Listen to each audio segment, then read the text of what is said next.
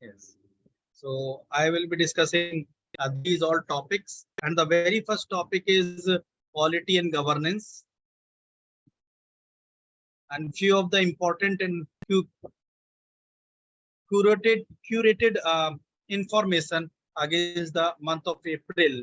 I will be discussing with you all. Quality and governance. This is the development which has happened in the month of April. It is National Panchayat Awards Week, which was celebrated from 17th to 21st April 2023. With respect to this particular development and information, I would share few of the aspects or few of the facts or few of the details of the Panchayati Raj system in India. Basically, in India, there are three tiers in Panchayati Raj.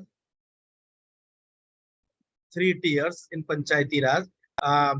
The very first is Gram Panchayat. The first is Gram Panchayat.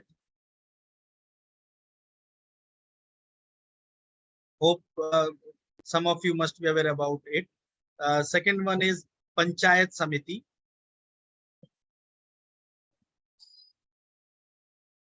Panchayat Samiti. And third one is Jila Parishad. Jila Parishad. ये तीनों जो tier हैं, इन तीनों tier के election होते हैं. हमने सुने होंगे, हम अखबार में और टेलीविजन पे ये सब सुनते हैं. तो इसमें ये डायरेक्टली इलेक्टेड रिप्रेजेंटेटिव्स होते हैं जो कंस्टिट्यूट करते हैं ग्राम पंचायत, पंचायत समिति और जिला पंचायत को. तो एस्पेशली ग्राम पंचायत बहुत ही क्रिटिकल एस्पेक्ट माना जाता है पंचायती राज सिस्टम डिलीवरी में. तो ये एक वीक मनाया गया. प्रेसिडेंट द्रौपदी मुर्मू ने इसको इनॉग्रेट किया. थीमेटिक कॉन्फ्रेंस इस पर स्टार्ट की गई थी. पंचायतों के संकल्पों की सिद्धि के लिए का जो ये उत्सव था. इस फर्दर डिटेल इसमें हम डिस्कस करते हैं. आपके पंचायती राज सिस्टम और we can say the local governance, also known as local governance, and in this local governance we can say it's about the panchayati raj system that we call rural local governance.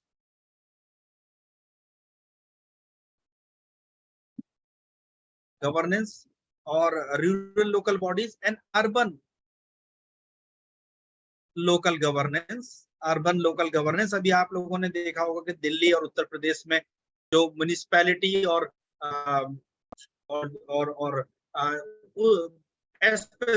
Municipal corporations के अभी election हुए हैं और उनके result आए हैं. तो ये अर्बन लोकल गवर्नेंस और रूरल लोकल गवर्नेंस है. Especially Panchayati Raj system is related to the rural local governance. The 73rd amendment किया गया था कॉन्स्टिट्यूशन में.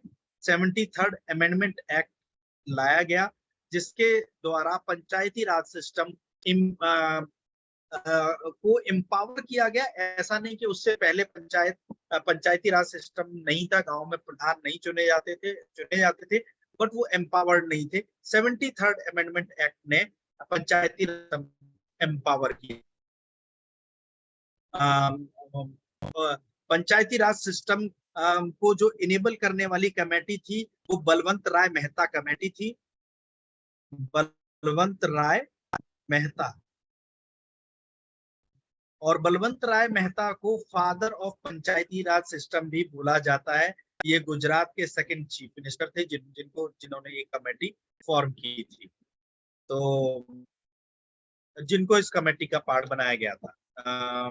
इसके बाद जो पंचायती राज दिवस है वो 24 अप्रैल को मनाया जाता है. 24 अप्रैल को पंचायती राज दिवस मनाया जाता है हर साल.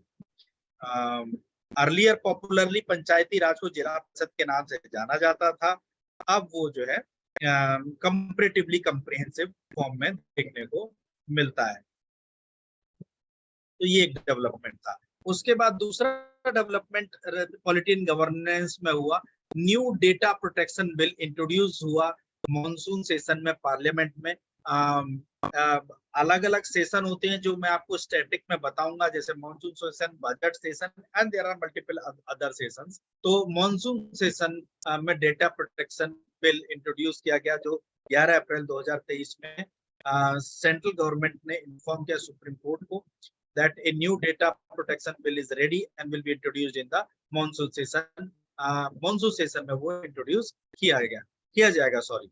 अटॉर्नी जनरल कौन है इंडिया के? वी वेंकटरमणी। उन्होंने इन्फॉर्म किया कॉन्स्टिट्यूशनल बेंच को headed by justice KM. Joseph को कि बिल तैयार है और उसको मानसून सेशन में डिस्कस किया जाएगा और उसको एक्ट बनाया जा सकता है। डेटा प्रोटेक्शन बिल के अंदर जितने भी वो एस्पेक्ट्स हैं जहां पर critical information individual and institutions की जो होती है उसके अगेंस्ट प्रोटेक्टिव एक ईयर और मैकेनिज्म वो तैयार किया जाएगा। उसके बाद इलेक्शन कमीशन ने आम आदमी पार्टी को नेशनल पार्टी का स्टेटस ग्रांट किया। ये एक डेवलपमेंट रहा।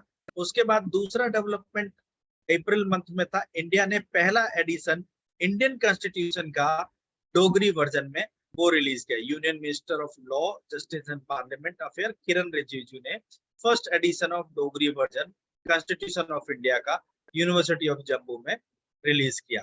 10 अप्रैल 2023 को डोगरी वर्जन रिलीज हुआ। और डोगरी एक लैंग्वेज है, ये लैंग्वेज बोली जाती है जम्मू एंड कश्मीर स्टेट में इंडिया के, और ये 22 ऑफिशियल लैंग्वेजेस में से एक लैंग्वेज है। तो इंडियन कॉन्स्टिट्यूशन ने 22 ऑफिशियल लैंग्वेजेस को रिकॉग्नाइज किया है, ये आप लोग ध्यान रखिएगा। Dogri is one of the official language of Indian union territory of Jammu and Kashmir, जो 22 दिसंबर 2023 में ऑफिशियल लैंग्वेज बनाई गई थी।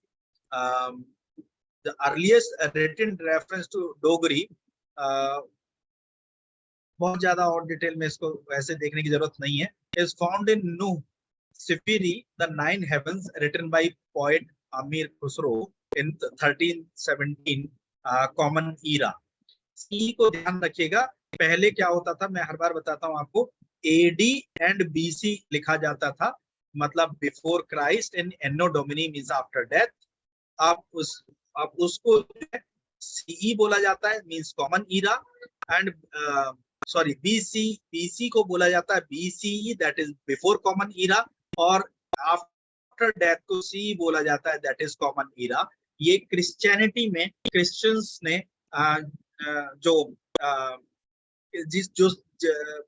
जीसस क्राइस्ट को एडी और बीसी के फॉर्म उनके एक एपोक माना गया, एक लैंडमार्क की तरह से, टाइम बेस्ड मार्क की तरह से उसको देखा गया। उसके अगेंस्ट रिजर्वेशन थे कि आप एडीबीसी ना लिखें, तो उसको अब मॉडर्न प्रैक्टिस में सी और बीसी बोला जाता है। इसके बाद 3 नए कंजर्वेशन रिजर्व्स डिक्लेयर हुए राजस्थान में। हर साल कंजर्वेशन रिजर्व, हर महीने कोई ना कोई कंजर्वेशन रिजर्व मार्क किए जाते हैं। राजस्थान गवर्नमेंट ने रिसेंटली डिक्लेयर किया 3 एरियाज को कंजर्वेशन रिजर्व के फॉर्म में, जो वाइल्ड लाइफ कंजर्वेशन एफर्ट और इको टूरिज्म स्टेट में प्रमोट करने के पॉइंट ऑफ व्यू से इंपॉर्टेंट डेवलपमेंट था। राजस्थान गवर्नमेंट ने जो कंजर्वेशन रिजर्व डिक्लेयर किए वो सोरसन इन बरहन, काईचन इन जोधपुर एंड हामिरगढ़ इन भीलवाड़ा में ये कंजर्वेशन रिजर्व डिक्लेयर किए गए। बेसिकली ये जो नए रिजर्व्स हैं are expected to protect rare and endangered species and provide a safe haven to migratory birds. So welcome के sir. thereafter business trade and commerce में क्या डेवलपमेंट हुआ वो हम बता देते हैं। there are lots of information available on the different websites, especially government websites like News on Air, DD News, pib.nic.in, and certain similar channels। वहाँ आपको ये उसमें से ये इंफॉर्मेशन आपके लिए जो क्यूरेटेड है वो अवेलेबल होती है। इसके बाद आईटीसी जो है वो one of the India's largest fast moving consumer goods conglomerate बना। इसने आईटी मेजर इन्फोसिस को जो एक बहुत वैल्यूएबल कंपनी मानी जाती है स्टॉक एक्सचेंज में, उसको सरपास कर दिया है, मतलब पीछे कर दिया है। और ये 6th most valuable company ITC, fast moving consumer goods company बनी है। आईटीसी की फुल फॉर्म कोई मुझे बताएगा क्या है? दैट इज प्रियंका टाइप कर दीजिए। Tobacco Shweta corporation. टाइप कीजिए जरा, आकृति केसर तो इंटरनेशनल टबैको कॉर्पोरेशन। टाइप कीजिए जरा, क्या है आईटीसी की फुल फॉर्म? ईसानी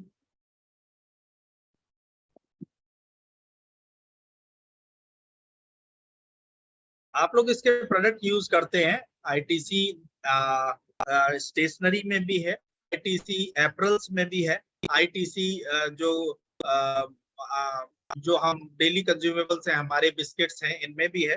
पहले ये इंडियन टोबैको कंपनी ये तंबाकू से रिलेटेड जो प्रोडक्ट्स हैं उनकी बहुत बड़ी कंपनी है। अभी पिछले कुछ सालों में कंपनी के बोर्ड ऑफ डायरेक्टर्स ने, कंपनी की फिलोसफी ने, क्योंकि एक tobacco and related products are harmful to the society and mankind, तो इन्होंने इन प्रिंसिपली एग्री किया कि ये तंबाकू बिजनेस से बाहर आएंगे। तो उसके बाद इन लोगों ने डाइवर्सिफाई किया है और वो अनरिलेटेड फील्ड में बिजनेस उन्होंने एस्टेब्लिश किया है। They are doing good. So now the ITC is one of the largest FMCG conglomerate and has been adjudged 6th most valuable company in stock exchange with market capitalization of 5.11 lakh crore.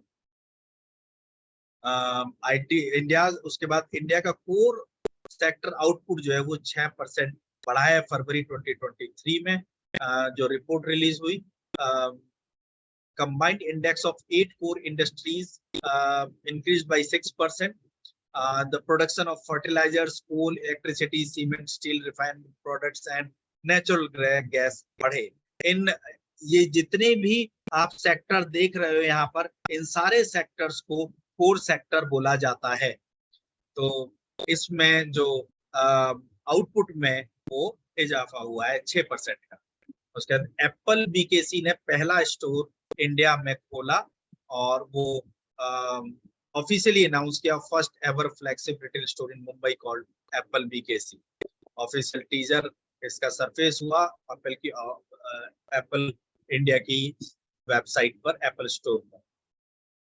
Apple has revealed the banner of its first retail store in India at Jio World Drive Mall, Mumbai, marking the opening of Apple BKC. Store is inspired by Kali Pili taxi art popular in the Mumbai. Tech giant plans to open gates to the store later this month. और भी जगह पर store इसने खोले। उसके बाद Timothy Donald cook एक American business executive हैं जो chief executive officer Apple ink के 2011 से बनाए गए हैं। इंडिया में एप्पल चांसेस है कि एक मैन्युफैक्चरिंग फैसिलिटी यहाँ पर ओपन करे विद रेस्पेक्ट टू, अगर इंडिया की चिप मैन्युफैक्चरिंग स्टार्ट होती है तो।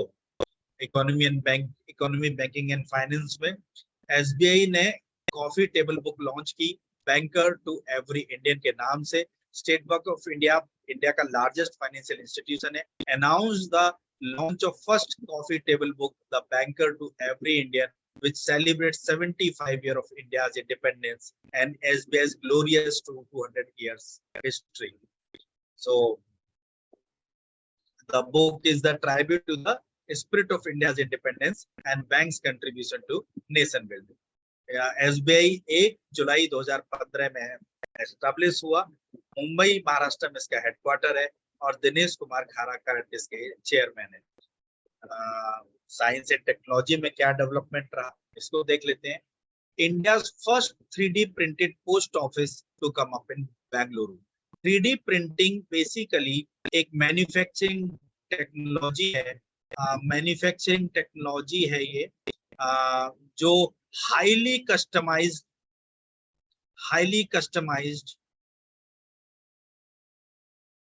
प्रोडक्ट एंड प्रोटोटाइपिंग के लिए यूज की जाती है। तो एक पोस्ट ऑफिस बिल्डिंग बनाई गई 3D प्रिंटिंग से। बनाने वाली कंपनी लार्सन एंड टुब्रो थी। L&T ने ये बिल्डिंग बनाई है। ये एक साइंटिफिक डेवलपमेंट, ये भारत का पहला 3D प्रिंटिंग बिल्डिंग माना जा रहा है। इंडिया ने अप्रूव किया नेशनल क्वांटम मिशन को। यूनियन कैबिनेट ने अप्रूव किया national quantum mission aimed at propelling India into the leading position of quantum technology sector, promoting economic growth through its development. जो कुछ एक की पॉइंट्स हम आपको बता देते हैं नेशनल क्वांटम मिशन के। क्वांटम टेक्नोलॉजी में इसका एम है इंडिया को क्वांटम टेक्नोलॉजी सेक्टर में लीडिंग बनाना। टोटल कॉस्ट मिशन की 6000 करोड़ है और ये मिशन 2023-2024 से लेकर 2023 तक ये काम करेगा। उसके बाद इकोलॉजी एंड एनवायरनमेंट की बात करते हैं। इकोलॉजी ऑफ एनवायरनमेंट में बांदीपुर ने 50 साल प्रोजेक्ट टाइगर रिजर्व के कंप्लीट किए। Bandipur national park southern Indian state Karnataka में लोकेटेड है। रिसेंटली कंप्लीट किए हैं 50 साल प्रोजेक्ट टाइगर रिजर्व के अगेंस्ट। बहुत diverse range of flora and fauna इस टाइगर रिजर्व में मिलते हैं, जिसमें टाइगर, एलिफेंट और इंडियन बाइसन और several other species of birds and reptiles यहाँ पर पाए जाते हैं। Bandipur tiger reserve wild life sanctuary के फॉर्म में 1973 में एस्टैब्लिश किया गया और इसको डेजिग्नेट किया गया प्रोजेक्ट टाइगर रिजर्व 1974 में। और इसने एक बहुत इंपॉर्टेंट रोल प्ले किया है टाइगर कंजर्वेशन में और दूसरे एंडेंजर्ड स्पीसीज को इस रीजन में बचाने में। केरला ने टॉप किया है इंडिया के अंदर ज्योग्राफिकल इंडिकेशन टैग लेने में फाइनेंशियल ईयर 2022-2023 में। जीआई टैग के बारे में मैं आपको बता देता हूँ। जीआई एक ज्योग्राफिकल इंडिकेटर टैग बोला जाता है। ये एक तरह का पेटेंट है जिसको रजिस्टर कराना होता है गवर्नमेंट ऑफ इंडिया की वेबसाइट पर, जहां पर किसी एक पर्टिकुलर रीजन में पाए जाने वाले स्पेसिफिक प्रोडक्ट्स जो किसी और दूसरे ज्योग्राफिकल रीजन में नहीं प्रोड्यूस होते हैं, उस पर्टिकुलर प्रोडक्ट की लेजिटिमेसी को इंटैक्ट रखने के लिए, उसकी ब्रांड इमेज को बनाए रखने के लिए जीआई टैग प्रोवाइड किया जाता है। जैसे मिथिला मखाना नवरात्रों में हम लोग मखाना इस्तेमाल करते हैं खाने में। वो मखाना बिहार में बहुत ज्यादा पैदा होता है। मिथिला एक प्रदेश है, रीजन है। मिथिला नरेश आपने सुना होगा, सीता जी के पिता हुआ करते थे, मिथिला उनका राज्य हुआ करता था। उस रीजन में मखाना मिलता है, जहां पर उसकी पूरी प्रोसेसिंग होती है, वो पैक होता है। उस रीजन में पाए जाने वाले मखाने को वहां पर जो ट्रेड यूनियन है उसने मिथिला मखाना के नाम से जियोग्राफिकल इंडिकेटर टैग वो प्रोवाइड कराया है। इसी तरह से अगर हम राइस की बात करते हैं तो कच्ची बासमती के नाम से एक राइस आता है जो एक स्पेसिफिक रीजन में पाया जाता है। इसी तरह से अलग अलग स्टेट्स ज्योग्राफिकल इंडिकेटर रजिस्टर कराते हैं प्रोडक्ट्स की। केरला ने सबसे ज्यादा नंबर ज्योग्राफिकल इंडिकेशन टैग के फाइनेंशियल ईयर 2023 में लिए हैं गवर्नमेंट ऑफ इंडिया से। उन ज्योग्राफिकल इंडिकेटर टैग के अंदर आने वाले प्रोडक्ट्स केरला में जो हैं वो हैं बीन्स, ये मलयालम में उसका नाम है। रेड ग्राम, ये मलयालम में उसका नाम है। सीसम, ये मलयालम में उसका नाम है। गार्लिक, ये मलयालम में उसका नाम है। और स्नैप मेलन, ये मलयालम में उसका नाम है। इनको जीआई टैग प्रोवाइड किया गया। In addition to 6 products from Kerala, GI registry selected Mithila Makhana, aquatic fox nest from Bihar, Ailbag white onion from Maharashtra from GI recognition tag, and Tandoor red gram from Telangana, local variety of pea, Ladakh Rakse Karpo apricot from Ladakh, और ये इस तरह के multiple जो products हैं particular reason में वो दिए गए। हाँ, इंटरनेशनल टोबैको कॉर्पोरेशन, बिल्कुल सही बोल रहे हो। इंडियन टोबैको कंपनी, देखो जरा, इंडियन टोबैको कंपनी है, नहीं कॉर्पोरेशन है, सही कह रहे हो, बिल्कुल ठीक, एब्सोल्युटली राइट। तो उसके बाद अब हम जीआई टैग के रिकॉग्निशन के बारे में मैंने आपको डिटेल में बता दिया है। फर्दर आप कोई अगर इसके बारे में डिटेल जानना चाहते हैं, then you may visit ipr.nic.in। यहाँ पर आपको copyright, patents, design and GI geographical indicator के टैग मिलेंगे, जहां पर इससे रिलेटेड इंफॉर्मेशन एग्जिस्ट करती है। Yes, copyright is basically related to intellectual work. Patent is related to complete design specific, especially mechanical and electronic design. Complete जो process है उसको patent करते हैं. Design is basically any specific part of any machinery or product. Geographical indicator is the products found on in any particular geographical region. तो आपको ipr.nic.in, अगर आपके मन में कोई आइडिया है, कोई डिजाइन है, कोई कंसेप्ट है, आप ipr.nic.in पर जाकर के अपने आइडिया को रजिस्टर करा सकते हैं। Trademark, yes, there is another thing that is trade name and trademark. Trademark जैसे लोगोज, नेम्स, ये भी आप वहां पर जाके रजिस्टर कराते हैं, ट्रेड नेम एंड ट्रेडमार्क।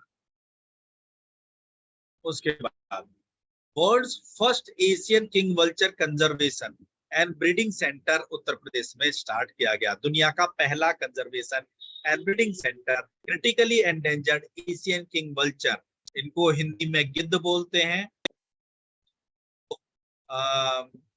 विलुप्त होने की अवस्था में थे, उसके कंजर्वेशन और ब्रीडिंग का सेंटर उत्तर प्रदेश के महाराजगंज डिस्ट्रिक्ट में दुनिया का पहला ये स्टार्ट किया गया।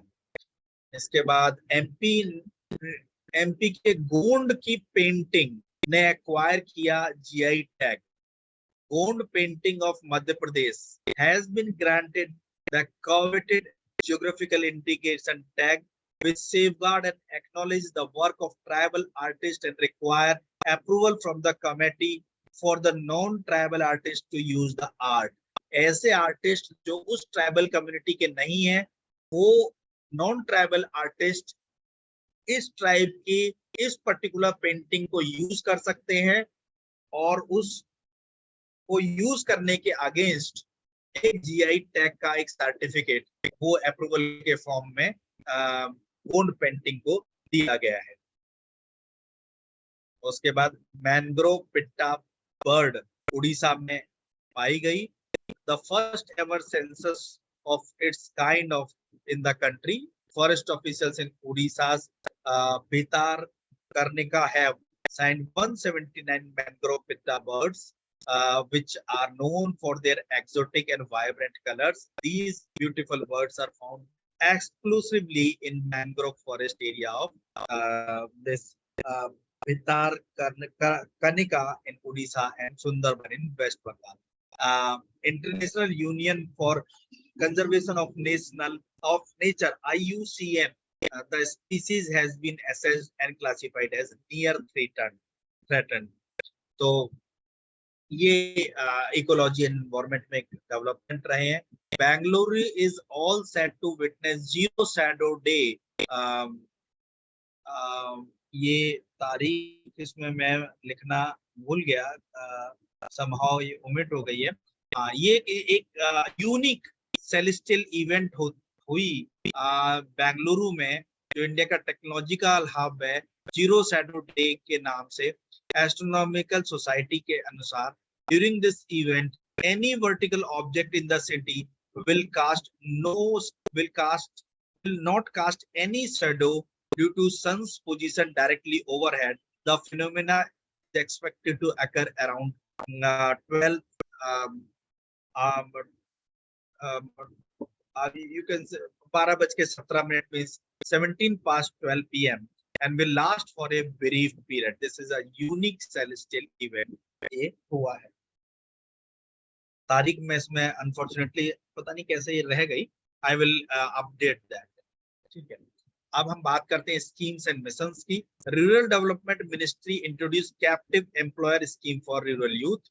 ये स्कीम बेसिकली दीनदयाल उपाध्याय ग्रामीण कौशल योजना, जो गवर्नमेंट का एक फ्लैगशिप प्रोग्राम है रूरल डेवलपमेंट के लिए, उसको इंट्रोड्यूस किया।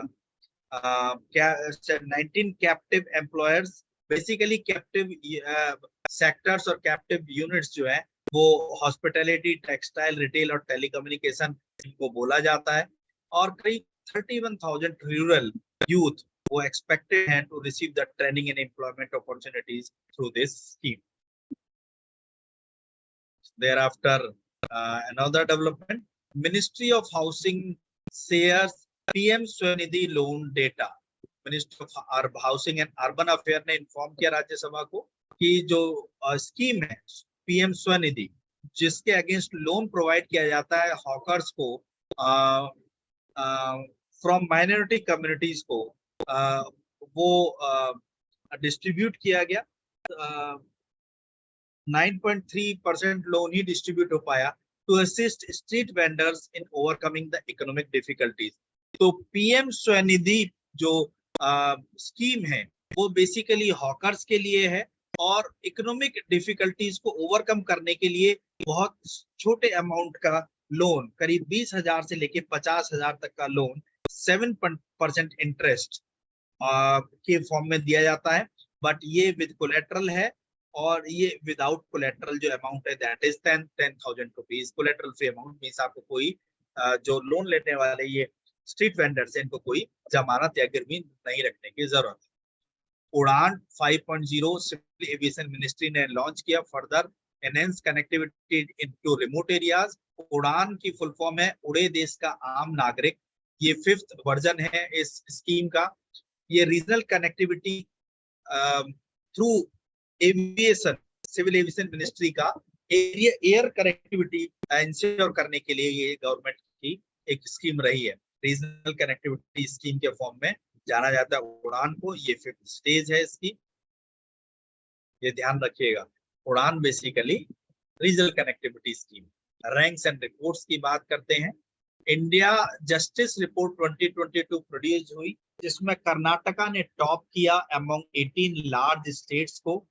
According to India Justice Report 2022, which assessed the performance of states in terms of justice delivery, Karnataka received the top rank among the 18 large and mid-sized states with population over 1 crore.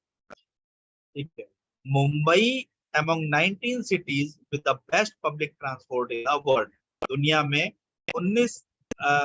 दुनिया के 19 शहरों में मुंबई शुमार हुआ best public transport के लिए। Berlin in Germany has been named the city with the most exceptional public transport system globally. ये सर्वे time out नाम की एक लंदन बेस्ड मीडिया आउटलेट ने किया, जो स्पेशलाइज है हॉस्पिटैलिटी इंडस्ट्री और identifies global brand committed to urban life. उसके लिए उसके NSE indices, National Stock Exchange indices, launch India's first REITs and INVITs index. REIT means Real Estate Investment Trust, and INVITs means Infrastructure Investment Trust. Basically, ये India के पहले अपने तरह के एक स्टॉक इन्वेस्टमेंट इंडेक्सेस हैं। NSE Index Limited introduced Nifty RT IETs and InvITs index to monitor the performance of publicly listed and traded real estate investment and infrastructure investment companies. Thereafter, India ने सरपास कर दिया है China को world population में। भारत दुनिया में पहला देश बन चुका है। यूनाइटेड नेशन के रिपोर्ट के according India has surpassed China to become world's most populous nation with 142.86 crore people according to latest UN data. इसके फर्दर डिटेल्स यहाँ पर हैं। अदर डिटेल्स इसको थोड़ा सा आप पढ़ लीजिएगा। ये मैंने स्पेशली थोड़ी सी डिटेल आप ये पढ़ने के लिए इसमें इनकॉर्पोरेट की है। बट अपने आप में ये लाइन आप कह सकते हो एनकरेजिंग और थ्रेटनिंग दोनों हो सकती है। उसके बाद ग्लोबल यूनिकॉर्न इंडेक्स 2023 रिलीज हुआ। India emerge as the third largest hub with 68 unicorns.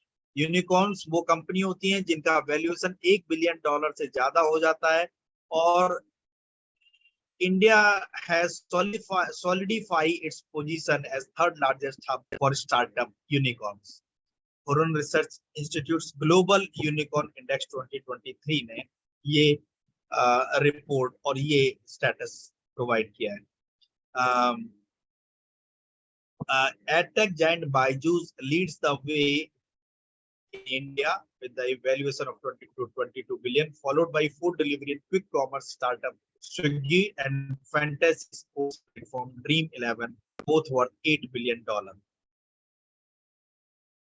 इसके बाद हम थोड़ा सा और देखते हैं। इसमें लॉजिस्टिक्स में यूनिकॉर्न बनी है डिलीवरी, जो लॉजिस्टिक्स कंपनी है जो हमारे घरों पे सामान डिलीवर करती है, और 14 जो स्पॉट है वो उसने हासिल किया है, और IPO list on the top IPO last year, जो आईपीओ के लिए लिस्टेड हुई। बुक्स एंड ऑथर में देखते हैं, गुलाम नबी आजाद साहब ने मेमोयर रिलीज किया 5 अप्रैल को। गुलाम नबी आजाद साहब की ऑटोबायोग्राफी आजाद वो रिलीज हुई। गुलाम नबी आजाद इंडियन पॉलिटिशियन रहे हैं और कांग्रेस के एक इमिनेंट लीडर रहे हैं, और ओपोजिशन राज्यसभा में उन्होंने 2014 से 2021 तक कांग्रेस की तरफ से रिप्रेजेंट किया है, एक तरह से आप कह सकते हैं। English translation of Nepali novel Phulange is released to on April 17. Penguin Random House ने English version of Nepali novel Phulange वो रिलीज किया। Will be the fruit of the barren tree, ये लिखी दार्जिलिंग बेस्ड राइटर लेखनाथ छेत्री ने about the unsuccessful Gorkha separatist movement के against. उसके बाद books में अगर हम देखते हैं तो great bank robbery by V Pattabhi Ram and Sabyasachi Das, एक टाइटल्ड बुक है ग्रेट बैंक रॉबरी। बेसिकली दोनों चार्टर्ड अकाउंटेंट हैं, और इन्होंने एक्सप्लोर किए हैं स्कैंडल्स जिन्होंने बैंकिंग वर्ल्ड को हिलाकर रख दिया, और role focus on the role played by auditors, bankers, credit raters and directors. Vinod Rai साहब ने किताब लिखी transforming the steel frame, promise and paradox of civil services. Vinod Rai साहब इंडिया के सीएजी थे, शायद आप लोग नहीं जानते होंगे, CAG controller and auditor general of India. उसके बाद द न्यू बुक गांधी सियासत और सांप्रदायिकता, ये पीयूष बाबिल ने किताब लिखी जो एक जर्नलिस्ट है। उसके बाद ब्यूरोक्रेट आशीष कुंद्रा ने किताब लिखी researches north east narrative of change, ये दिल्ली में इनॉग्रेट और रिलीज की गई। उसके बाद एक बुक और लिखी गई, book titled courting India, England, Mughal India and the origin of empire by Nandini Das. Tennis legend Jaideep Mukherjea launched his autobiography Cross Court. Renowned tennis player Jaideep ने अपनी बायोग्राफी क्रॉस कोर्ट रिलीज की। Indian tennis player Ramesh Krishnan and Somdev Devvarman release के time पर जब ये book launch हुई आप उपस्थित थे। अमिताभ घोष साहब की एक नई non fiction book smoke and ashes release हुई रिलीज होगी जुलाई 2023 में, जिसका न्यूज़पेपर में इन दिनों जिक्र हुआ। फाइनेंस मिनिस्टर निर्मला सीतारमन ने लॉन्च की किताब रिफ्लेक्शन के नाम से। इसके ऑथर नारायण बघोल है, a well-known banker. It provides a detailed account of his experience in the financial landscape of India over several decades. Sports and games के डेवलपमेंट को देखते हैं। एशियन रेसलिंग चैंपियनशिप 2023 अमन शेरावत ने वो फर्स्ट गोल्ड जीता। ये ध्यान रखिएगा कि अमन शेरावत रसलर है, ठीक है। बेसिक पर्पस इनको डिस्कस करने का ये है। शारजा स्टेडियम का नाम बदल के सचिन तेंदुलकर उनके 50वें वर्ष जन्मदिन पर की वर्षगांठ पर रखा गया। तो शारजा स्टेडियम अब सचिन तेंदुलकर स्टेडियम के नाम से जाना जाएगा। इंपॉर्टेंट डेज की लिस्ट में हम देखते हैं। वर्ल्ड हेरिटेज डे 2023 18 अप्रैल को मनाया जाता है। वर्ल्ड हेरिटेज डे और international day for monument and sites, basically ये कोमेमोरेट करने के लिए जो एंशिएंट मॉन्यूमेंट्स हैं उनको प्रिजर्व करने के लिए, कंजर्व करने के लिए। अर्थ डे 22 अप्रैल को मनाया जाता है और जो मनाया गया हर साल 22 अप्रैल को। इस साल का थीम था इन्वेस्ट इन अवर प्लेनेट। पहली बार ये सेलिब्रेट 1969 में किया जब यूएस सेनेटर गेलॉर्ड नेल्सन ने एक बहुत बड़ा मासिव ऑयल स्पिल सान बारबरा कैलिफोर्निया, सॉरी सीए की फुल फॉर्म जरा देख लीजिएगा क्या है। उसके बाद पंचायती राज डे के बारे में मैं आपसे डिस्कस कर चुका हूँ। ये वापस से यहाँ, हाँ, पंचायती राज डे, सॉरी डे, पहले हमने वीक डिस्कस किया था 24 अप्रैल को ये मनाया जाता है। 73rd अमेंडमेंट कॉन्स्टिट्यूशन एक्ट जो 1992 में हुआ तब पंचायती राज को एम्पावर किया गया और ये लॉ जो है वो फोर्स में आया। Prime minister Manmohan Singh designated the first national Panchayati Raj day on April 24, 2010 और पहली बार 2010 में 24 अप्रैल को पंचायती राज दिवस मनाने की घोषणा की गई। Panel headed by Balwant Rai Mehta was established in 1957 to meet this demand. Basically Panchayati Raj की डिमांड काफी समय से थी। This is all I wanted to discuss with you all in the month of against the month of April 2023 current affairs. Lots of other details I read, found not that much relevant from the point of view examination, so I omitted that all, and something more relevant if I find, I will be incorporating that in this document. So good day to all of you and good night to all of you. See you in next class. Thank you, sir.